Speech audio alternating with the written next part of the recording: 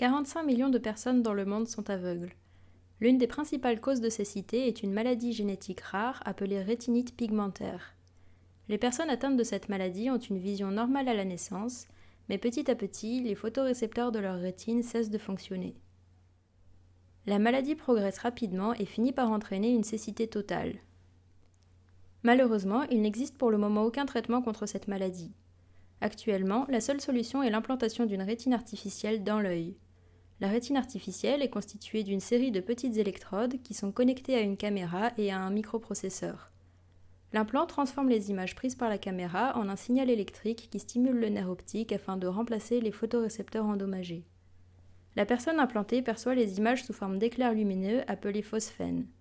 Cependant, ces images ne sont pas assez précises pour permettre d'effectuer des actions complexes sans assistance, comme lire ou marcher. Alors que faire pour améliorer la vision des personnes qui ont une rétine artificielle ? À Marseille, l'équipe Néopto de l'Institut des neurosciences de la Timone travaille à l'amélioration d'une technologie de pointe. Le but est de permettre à des personnes aveugles de retrouver la vue. Ils ont pour cela réalisé une étude chez le rat.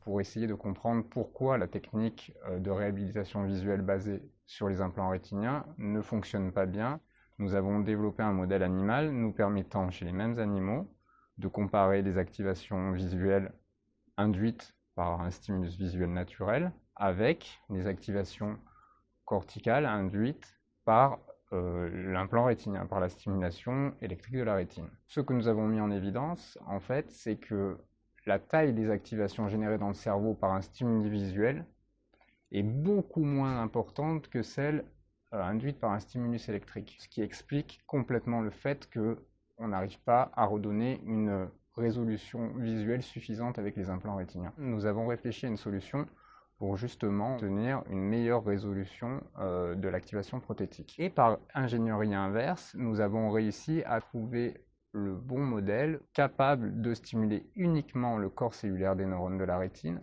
ce qui a pour effet théorique d'améliorer la résolution spatiale de la vision prothétique via les implants rétiniens. Alors l'approche que nous développons ici au laboratoire est assez importante parce que ça nous permet vraiment de comprendre quelle est l'origine du problème, pourquoi ça ne marche pas, pourquoi lorsqu'on fait une stimulation prothétique chez un patient, il voit des choses qui sont beaucoup trop larges et du coup ça n'est pas fonctionnel. Et une fois qu'on a compris le problème et qu'on a trouvé des solutions, l'idée c'est pas de rester sur le modèle rongeur qu'on utilise vraiment pour défricher, mais de passer à un modèle primate non humain qui est un modèle sur lequel le système visuel est très proche de celui de l'homme.